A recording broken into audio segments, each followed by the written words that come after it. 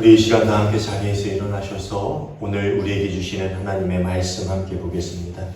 오늘 우리에게 주신 하나님의 말씀 고린도전서 6장 12절부터 20절까지의 말씀입니다. 신약 268페이지에 있습니다. 고린도전서 6장 12절부터 20절까지의 말씀 제가 읽겠습니다. 모든 것이 내게 가하나 다 유익한 것이 아니요 모든 것이 내게 가하나 내가 무엇에든 얽매이지 아니하리라. 음식은 배를 위하여 있고 배는 음식을 위하여 있으나 하나님은 이것저것을 다 폐하시리라. 몸은 음란을 위하여 있지 않고 오직 주를 위하여 있으며 주는 몸을 위하여 계시느니라. 하나님이 주를 다시 살리셨고 또한 그의 권능으로 우리를 다시 살리시리라. 너희 몸이 그리스도의 지체인 줄을 알지 못하느냐? 내가 그리스도의 지체를 가지고 창녀의 지체를 만들겠느냐? 결코 그럴 수 없느니라. 창녀와 합하는 자는 그와 한 몸인 줄을 알지 못하느냐? 일러스되 둘이 한 육체가 된다 하셨나니 주와 합하는 자는 한 영이니라. 음행을 피하라. 사람이 범하는 죄마다 몸 밖에 있거니와 음행하는 자는 자기 몸에 죄를 범하느니라. 너희 몸은 너희가 하나님으로부터 받은 바 너희 가운데 계신 성령의 전인 줄을 알지 못하느냐? 너희는 너희 자신의 것이 아니라 값으로 산 것이 되었으니 그런즉 너희 몸으로 하나님께 영광을 돌리라. 아멘. 이는 오늘 우리에게 주시는 하나님의 말씀입니다. 자리에 앉아주시기 바랍니다. 오늘도 함께 예배하는 우리 모두에게 주님 주시는 참된 평화가 충만하게 임하기를 간절히 소원합니다. 제가 홍천에서 첫 목회를 할 때의 일입니다. 홍천에서 참 시골 산골에서 목회를 했었는데요. 하루는 시내에 나갔다가 시내라고 하긴 그렇고 읍내에 나갔다가 이 골동품을 파는 가게 앞을 지난 적이 있습니다. 그런데 이 가게 앞에 이 돌로 된 이 조그만 탑이 보이는 거였어요. 왜 이게 좀 장식품처럼 되어 있는 그 돌 기둥이 보이는데 그 윗부분에 중간이 비어가지고 그 안에 이 등잔이나 초를 세워놓을 수 있게 되어 있는 것이었습니다. 그것을 보고 제가 그게 너무 이쁘고 마음에 들어서 저거 사다가 교회 앞에 가져다 놓고 한 2개 세워놓고 새벽 예배 때마다 거기다 불을 켜놓으면은 교회에 오시는 성도님들이 참 이 분위기도 좋고 참 은혜를 받겠다라는 그런 말을 제 아내에게 했습니다. 근데 제 아내가 저를 한심한 듯이 쳐다보더니 저거 어디서 많이 본 것 같지 않아요? 라고 물어보더라고요. 그래서 제가 어디서 많이 본 것 같기도 하고 했더니 저희 아내가 절에 가면 저런 거 많이 있잖아요. 절 앞에서 이렇게 세워놓고 불 켜놓는 거 생각 안 나요? 그 얘기를 하더라고요. 저거를 교회 앞에 가졌다 놓으면 성도들이 참 좋겠네요. 교회 오는 성도들이 참 좋아라 하겠네요. 라는 그런 말을 했던, 그런 핀잔을 주었던 기억이 있습니다. 기억나세요? 예, 저한테 그렇게 핀잔을 주고 제가 아차, 그렇구나. 저거 절에 가면 있지 교회 앞에도 가져다 놓으면 안 되겠다라는 그런 생각을 한 적이 있습니다. 지금 생각해보면 참 웃긴 이야기지요. 근데 아무리 멋있어 보이고 좋아 보여도요, 이 모든 것은 각자의 맞는 위치가 있는 것입니다. 향 냄새를 혹시 좋아하시는 분들이 계실지 모르겠는데요. 이 향 냄새가 좋다고 교회 안에다 예배 전에 향을 피우면은 어떨 것 같습니까? 좀 이상하겠지요. 아마 시험 드는 분들도 계실 거예요. 물론 향을 피우는 것이 기독교 신앙에 맞지 않는다거나 기독교 신앙에 어떤 영향을 줄 수 있는 그런 큰 문제는 아니라 할지라도 한국인의 정서상 이 향이라는 것은 절이나 제사상에나 피우는 것으로 인식이 되기 때문에 교회에다 향을 피운다라는 것은 어울리지 않습니다. 교회에 어울리지 않는 것이다 라는 이야기이지요. 이렇게 모든 것에는 있어도 괜찮은 자리가 있고 딱 그곳에 있어야 할 것들도 있고요. 또 반대로 있으면 조금 어색하거나 아니 절대 그것이 있으면 안 되는 어울릴 수 없는 자리가 있기 마련입니다. 그런데 절대로 어울릴 수 없는 것들, 절대로 있으면 안 될 것들이 잘못 자리를 차지하고 있었던 사건이 성경에 등장하고 있지. 역대기 33장을 보면은요, 남유다의 14대 왕이었던 므낫세가 우상을 숭배하기 시작하는 그러한 이야기들이 나옵니다. 그런데 이 우상을 숭배하기 시작하더니 이방신의 목상들을 성전 뜰과 성전 안에 들여다 놓는 엄청난 죄를 저지르기 시작합니다. 무슨 말이냐면 하나님의 성전 안에 아세라 목상이나 이 이방신의 목상들을 가져다 놓기 시작한 그 안에, 그러니까 교회로 따지면 여기다가 불상을 들여다 놓고 여기다 뭐 이상한 그 무당집에 가면 있는 그런 것들을 들여다 놓고 여기다 그렇게 세워놓기 시작했다는 거예요. 정말 말도 안 되는 이야기죠. 이 역대상 33장 4절부터 7절을 보면은요, 이런 기록들이 나와요. 제가 요약해서 그 기록들만 읽어드릴게요. 주님의 성전 안에도 이방신을 섬기는 제단을 만들었다. 주님의 성전 안팎 두 뜰에도 하늘의 별을 섬기는 제단들을 만들어 세우고, 그는 또 자기가 만든 아로 새긴 목상을 하나님의 성전 안에 가져다 놓았다. 정말 말도 안 되는 죄를 이 므낫세가 저질렀다라는 것들을 기록하고 있어요. 하나님의 거룩한 성전이 있는 뜰에다가, 성전 뜰에 뭐가 있었냐면은 하나님께 제사를 지내던 단이 있었어요. 성전 안에는 제사단이 없었고요. 성전 뜰에 제사단이 있었는데 거기다 뭘 세워놨냐? 이방신을 섬기는 제단을 만들어놨다는 거예요. 그리고 심지어 성전 안에다가 이방신의 목상을 가져다 놓았다는 것이죠. 그러니까 절대 있어서는 안 될 것들을 하나님의 성전 안에다 가져다 놓았다라는 거예요. 그 죄가 얼마나 컸겠어요. 말도 안 되는 죄를 그가 저질렀던 것이죠.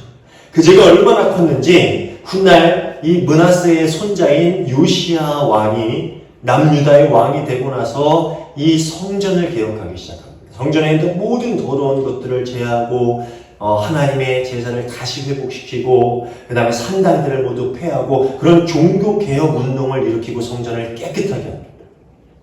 그런데 하나님께서 이 므낫세의 죄 때문에 남유다를 향한 그 진노를 거둘 수 없다라는 말씀을 하세요. 열왕기하 23장 26절을 한번 볼까요? 주님께서는 유다에게 쏟으시려던 그 불타는 진노를 거두어 들이시지는 않으셨다. 므낫세가 주님을 너무나도 경노하시게 하였기 때문이다. 그러니까 결국 하나님의 성전에 결코 있어서는 안 될 것들을 가져다 놓아서 하나님의 성전을 더럽히고 하나님의 백성들을 죄악으로 이끌었던 그 므낫세의 큰 죄 때문에 이 남유다는 멸망을 향해서 달려가게 되었다라는 거예요. 그 진노를 거둘 수 없었다라는 것이죠. 그런데 이와 비슷한 일들이 오랜 시간이 흐른 신약 시대에 이 고린도라는 도시 안에서도 벌어지고 있었습니다. 그런데 이번에는 이 돌과 나무로 지어진 성전이 아니라 하나님께 택함을 받고 그리스도의 보혈로 깨끗해지고 성령의 임재하심으로 충만함을 입은 성도라는 그 성전 안에서 일어나고 있는 일에 대해서 전해주고 있습니다. 그러니까 예전에는 예루살렘 성전, 그 돌과 나무로 지어진 성전 안에서 일어났던 그 일들이 이제 신약 시대에 이르러서는 성도, 즉 하나님의 성전이라고 일컬음을 받은 성도들 안에서 일어나고 있었다는 것이지. 고린도 성도들은요, 이 거룩함과는 거리가 먼 삶을 살아가던 사람들이었습니다. 이 고린도에 있는 모든 사람들이 그랬어요. 근데 사실 이 고린도 성도들의 삶을 보면은 우리의 삶도 마찬가지죠. 다를 게 없어요. 근데 우리가 살던 그 세상적인 방식 마찬가지로 고린도 성도들 역시 거룩함과는 거리가 먼 삶을 살아가던 사람들이었다라는 거예요.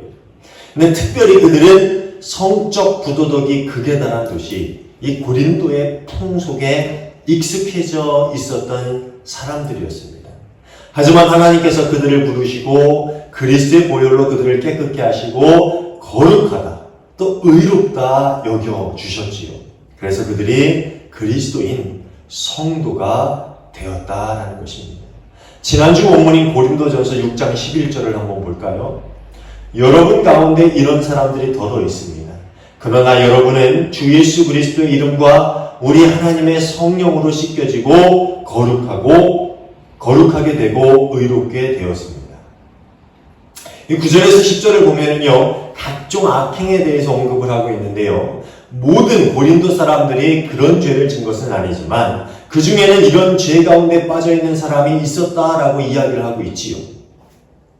보면은 각종 죄에 대해서 이야기하고 있는데, 이런저런 죄들을 지은 사람, 너희가 다 그렇진 않았지만 너희 중에 이런 죄에 빠져 있는 사람이 있었다라는 거예요. 하지만 그리스도의 보혈로 너희가 이제 누르고 없는 자가 되었고 거룩하고 의로운 존재가 되었다라는 거예요. 너희 중에 죄 없는 자가 없어.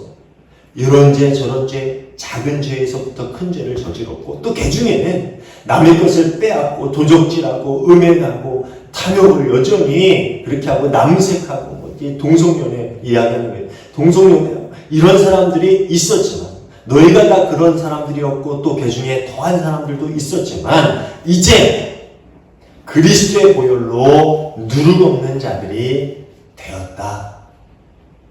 의롭고 거룩한 사람이 되었다. 그렇게 이야기하고 있는 것이지요. 19절을 보면은요, 바울 사도는 그들의 이런 상태를 성령의 전이라고 표현하고 있습니다. 성부, 성자, 성령 하나님께서 임재하시는 성전이다라고 성도들의 그 현 상태를 표현하고 있는 것이지요. 그렇기 때문에 이제 그들은 그 신분에 합당한 삶을 살아야만 했습니다. 하지만 이 고린도 교회 성도들은 그렇지 못했어요. 그들은 여전히 세속적인 삶을 탐닉하고 있었습니다. 그래서 거룩한 성전인 자신들의 삶 안에 예전에 섬겼던 각종 이방 신상들을 세우기 시작했습니다. 성부, 성자, 성령 하나님께서 거하시는 거룩한 성전에 각종 이방 신상들을 세워놓고 여전히 탐욕을 채우고 방탕한 삶을 살고 음탕한 짓들을 그치지 아니하였다라는 것이지요. 그리고 이런 그들이 이 그리스도인의 자유라는 것을 잘못 적용해서 오히려 그들의 죄를 정당화시켜주는 도구로 그것을 사용하고 있었다라는 것이지요. 12절 말씀을 한번 볼까요? 모든 것이 나에게 허용되어 있습니다. 그러나 모든 것이 유익한 것은 아닙니다. 모든 것이 나에게 허용되어 있습니다. 그러나 나는 아무 것에도 제재를 받지 않겠습니다. 이 사도 바울의 이 말은 뭐냐면은 유대인들이 정한 특정한 절기에 대한 규례, 그리고 특정 음식을 금하는 그러한 규정 같은 율법에 대해서는 자유롭다라는 거예요. 내가 아무 것에도 제재를 받지 않는다. 즉 돼지고기를 이 유대인들이 먹을 수 있습니까? 없습니까? 먹을 수 없지요. 그런데 너희가 먹어도 된다라는 거예요. 그런 금한 음식에 대해서 제재를 받지 않는 그리스도인의 자유를 우리가 갖게 되었다라는 거예요. 그런 특정한 절기를 꼭 지키고 그 절기대로 행해야 되는 그런 모든 것에서부터 자유로움을 너희가 얻었다라는 거예요. 오늘날 이단들이 유월절을 지켜야 된다, 뭘 하면 안 된다, 이런 얘기 하잖아요. 근데 이 바울 사도가 이야기하고 있어요. 모든 것이 나에게 허용이 되었다. 그 이야기를 하고 있는 거예요. 사도행전을 보면은요, 이 바울 사도가 이방인이 할례를 받아야 된다, 유대인의 율법을 지켜야 된다라는 그런 유대인 그리스도인들을 설득해서 몇 가지 규정만 지키면은, 이교도의 규정들이죠. 이교도가 행하는 그런 일들만 행하지 않는다면은 더 이상 유대인의 율법을 강요하지 않겠다라는 그런 약속을 받아냈지요. 그리고 비로소 이방인을 향한 복음 전파의 문이 활짝 열리게 됩니다. 바울 사도는 이 점에 대해서 그리스도인의 자유를 이야기하고 있는 거예요. 하지만 이 고린도 교회의 몇몇 성도들은 이 점을 악용하고 있었어요. 마치 자신들은 무엇을 해도 괜찮은, 무엇을 해도 상관없는 존재가 되었다는 잘못된 생각을 가지고 있었다는 것이지요. 그리고 성적 방종을 정당화하기 위한 도구로 이 말, 모든 것이 나에게 허용되었다라는 그 구호를 사용하고 있었다는 거예요. 모든 것이 나에게 허용되었어. 내가 이런 성적 방종을 저지르는 것, 그것도 그리스도인의 자유 안에서 허락된 것이다.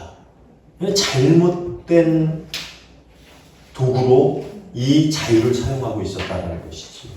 사실 그들이 이렇게 성적 방종에서 벗어나기 힘들었던 이유 중에 하나는요, 1세기 무렵에 헬라인들이 가지고 있었던 사상 때문이기도 합니다. 1세기 헬라인들에게 이 육신은 부차적인 거였어요. 2차적인 거였어요. 그러니까 별로 중요하지 않은 거였어요. 육신이. 중요한 게 뭐냐? 영이라는 거예요. 영은 중요하지만 육신은 중요하지 않은 거예요. 이게 이 이데아론, 지금 그리스 철학의 근간을 이루고 있는 이원론적인 사상에서 생겨난 거거든요. 그러니까 육신은 별로 중요하지 않고 영이 중요한 거야 라는 그러한 생각을 1세기 헬라인들이 다 가지고 있었다라는 거예요. 이런 사상을 바탕으로 고린도 사람들이 어떤 생각을 했냐? 배는 음식을 위해서 존재하는 것처럼 인간의 생식기는 성적인 경험을 위해서 창조된 거야. 그러니까 사람이 배고플 때 밥을 먹는 것처럼 성적으로 흥분되면 성적 욕망을 채우는 게 당연한 일이야. 아주 자연스러운 일이야. 라는 그런 생각을 그들이 가지고 있었다. 그러니까 그러한 사상을 바탕으로 또 그리스도인의 자유가 주어졌으니까 우리가 이렇게 성적으로 이방 신전의 창기들과 몸을 섞고 성적 부도덕을 저지르는 것, 그거 우리에게 주어진 자유야. 그렇게 그들이 착각하고 잘못된 이 자유의 권한을 사용하고 있었다는 것이죠. 바울 사도는 그들의 이런 잘못된 관념을 바로잡아주기 위해서 13절의 말씀을 하고 있습니다. 한번 볼까요? 음식은 배를 위한 것이고 배는 음식을 위한 것입니다. 그러나 하나님께서는 이것도 저것도 다 없애버리실 것입니다. 몸은 음행을 위하여 있는 것이 아니라 주님을 위하여 있는 것이며 주님은 몸을 위하여 계십니다. 배는 음식을 위해 있는 게 맞다라는 거예요. 근데 이것을 다 없애버리실 것이다라는 것은 그런 이례적인 얼굴에 소멸할 것이 그런 육신이라는 것이죠. 근데 더 중요한 건 특별히 그리스도인의 몸은 주님을 위해 존재한다라는 것이죠. 그리스도인의 몸은 주님을 위해 존재한다. 그 이유가 그리스도께서 성도의 육신과 영을 위해서 자신을 내어주셨기 때문이다.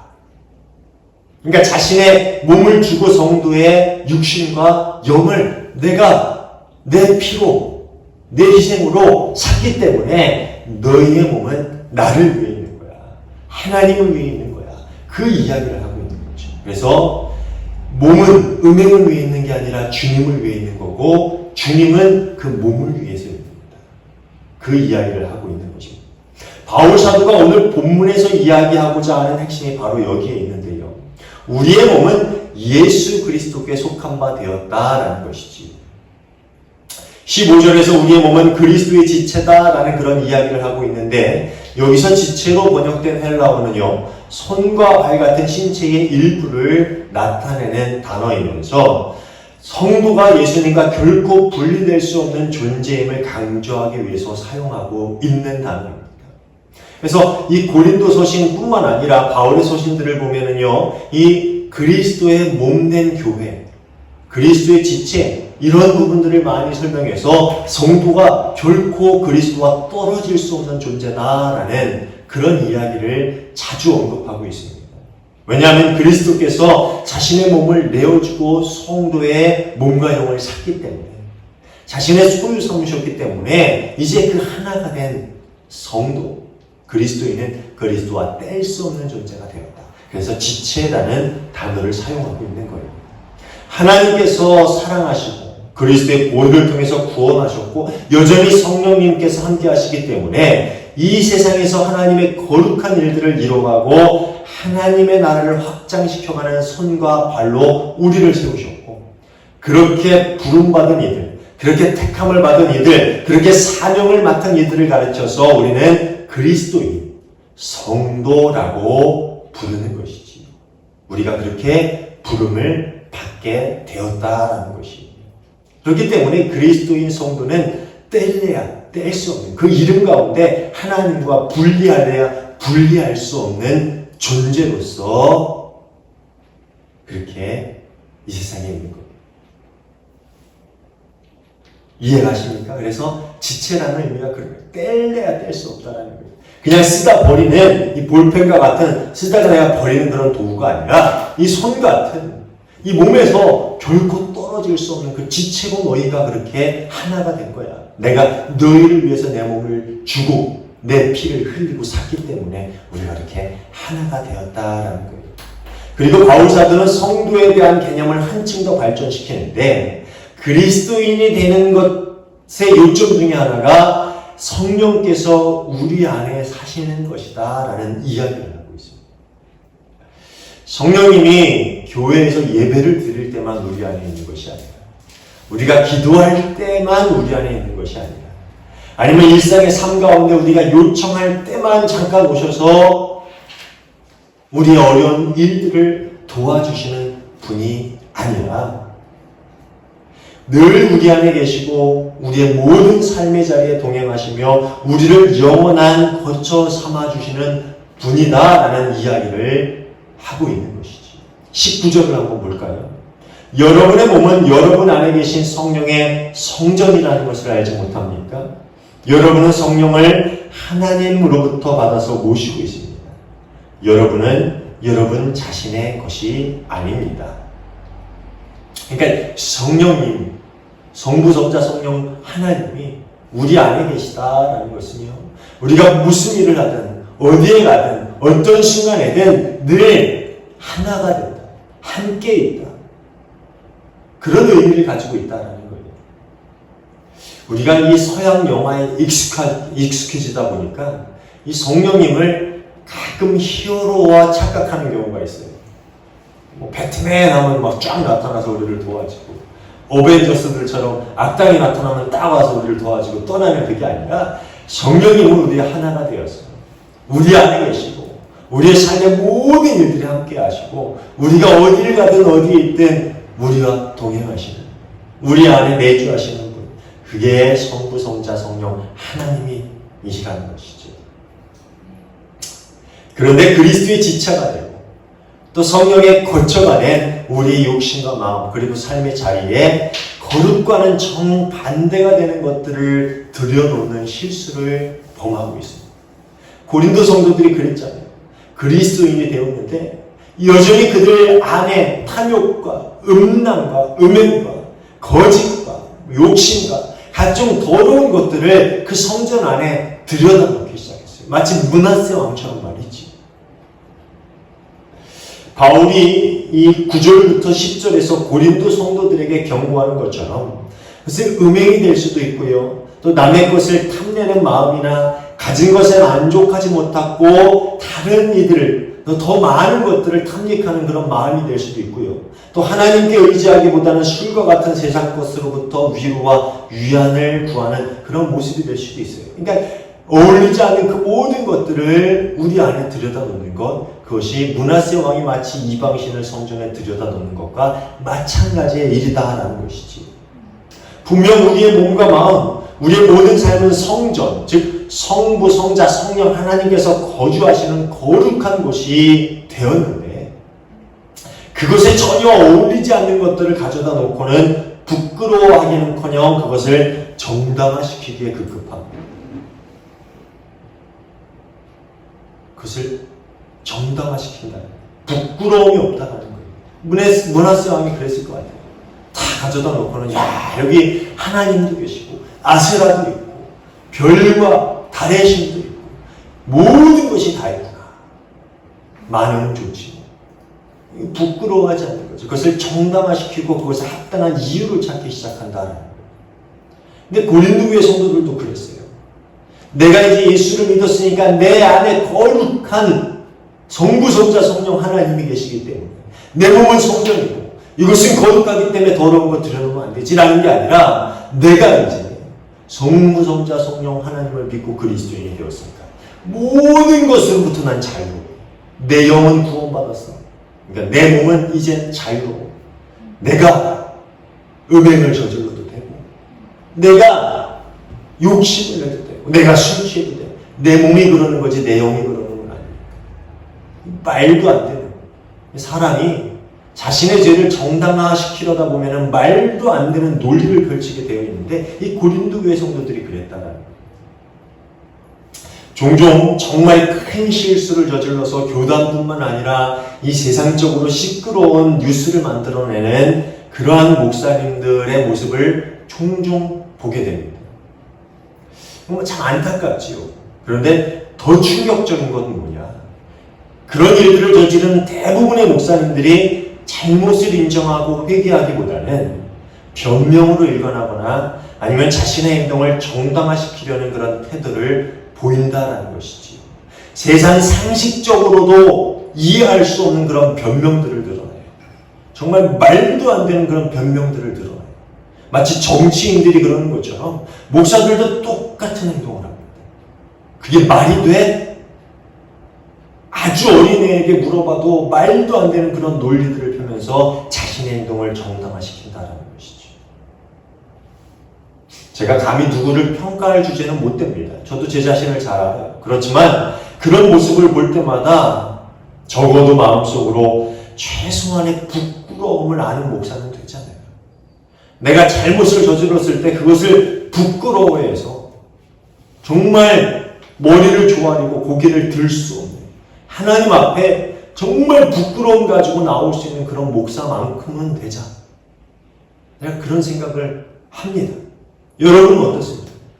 내가 어떤 죄를 저질렀을 때 그게 부끄럽기는 합니까? 아니면 그것을 정당화시키지는 않습니까? 아주 작은 죄를 저지르면 세상 사람들도 다 그렇게 사는 거예요.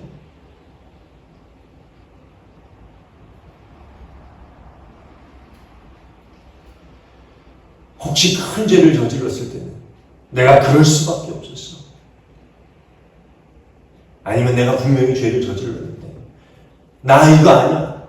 너 이거 오해하는 거야. 이러면서 그게 부끄러운 거 아닙니까? 하나님께.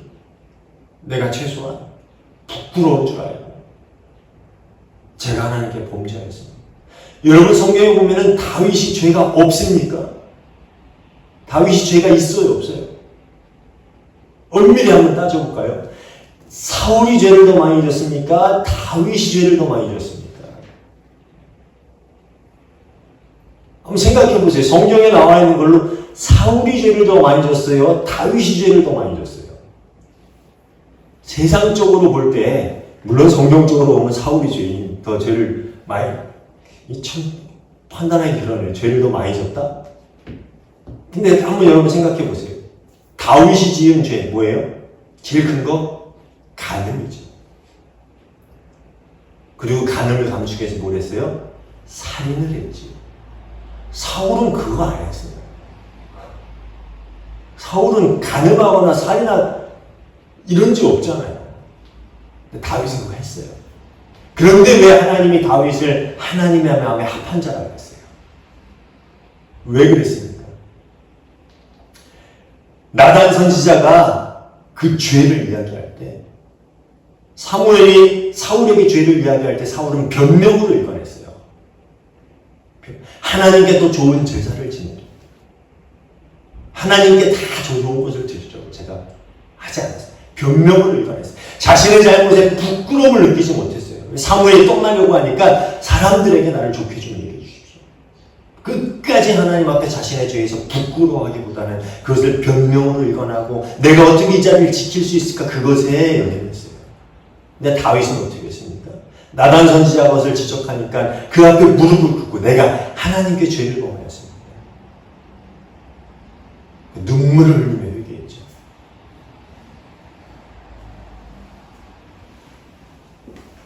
부끄러움을 아는 게 중요한 거예요. 내가 죄 앞에서 부끄러움을 알고 하나님 앞에 돌이킬 수 있는 정말 중요한 문제입니다. 우리 안에 성령님이 계시고 항상 함께 하시고 우리가 늘 성령님과 동행한다고 해도 죄의 유혹을 안 받을 수는 없어요. 예전에 TV 보니까 홍삼 성전하면서 홍삼을 딱 마시면 보호막이 그냥 쫙 쳐져가지고 온갖 병균으로부터 다 보호받잖아요. 그래서 우리가 그 착각하면 안 돼요. 성령님을 우리가 받고 성령님이 함께 계시면 보호막이 쫙 쳐져서 그냥 공격을 안 받는다? 아닙니다. 성령님이 함께 계셔도 우리는 죄의 유혹을 받아요. 성령님이 우리와 함께 하시는 순간, 우리를 인도하시는 순간, 그리고 우리가 하나님의 일에 감당하는 그 순간에도 우리는 여전히 음란과 탕욕과 같은 그 죄에 노출이 되어 있고 그 유혹을 받을 수 있어요. 그리고 때로는 넘어질 수 있어요. 하지만 그 순간 우리는 늘 기억해야 돼요. 우리 자신이 하나님, 예수님, 성령님의 거처다. 우리 안에 있는 삼위일체 하나님이 그런 것들을 기뻐하지 않으신다. 그것과 함께 할 수 없으시다. 그 사실을 늘 떠올리면서 죄의 유혹을 이겨내고 혹시 우리가 죄를 범했다 하더라도 그것들을 즉시 쫓아내고 회개할 수 있는 그런 삶을 여러분 사시길 바랍니다. 부끄러움이 없다는 것은요, 우리 안에 성령님이 계시지 않다는 거예요. 죄를 저지르고도 그것을 변명한다는 것은요, 우리가 하나님을 알지 못한다는 거예요. 여러분, 교회 안에서 여기 이 좋은 TV를 얼마 전에 우리 교회 사가지고 TV 비싼 값 주고 사가지고 이렇게 해놨는데, 시스템을 갖춰놨는데, 제가 이 TV가 우리 집 TV보다 훨씬 크고 좋아요. 그러니까 이 TV를 가지고 내가 영화를 봐야지 하고 여기 앉아가지고 제가 여기 19금 영화를 볼 수 있습니까? 여러분 같이 여기서 19금 영화 딱 틀어서 여기서 볼 수 있어요? 제가 틀어놓으면 여러분 어떻게 할 것 같아요? 나갈 거예요. 나가야죠. 그게 정상이죠. 여기 앉아서 볼 수 있어요? 교회 안에서는 못하잖아요. 여러분이 돈을 훔쳐갖고 왔어요. 보다 지갑이 떨어져서 주워갖고 왔어요. 그거 탁 해가지고 하나님한테 헌금 줄 수 있어요? 여기서 내가 주워왔다고 칩시다. 지갑을 도둑질해서 갖고 왔다고 칩시다. 이게 얼마인가? 여기서 그거 세워볼 수 있습니까? 여러분, 그럴 용기가 있습니까, 여러분? 교회 안에서 누가 밉다고 그냥 탁 잡고 그냥 한 대 쥐어갖고 막 때리고 하나님한테 하나님 저 아무개 이런 그런 기도 할 수 있어요? 만약 그럴 수 있다면 그 사람은 그리스도인이 아닙니다. 하나님을 조금도 두려워하는 사람이 아닙니다. 그 안에 하나님이 안 계신 거예요. 분명히 합시다.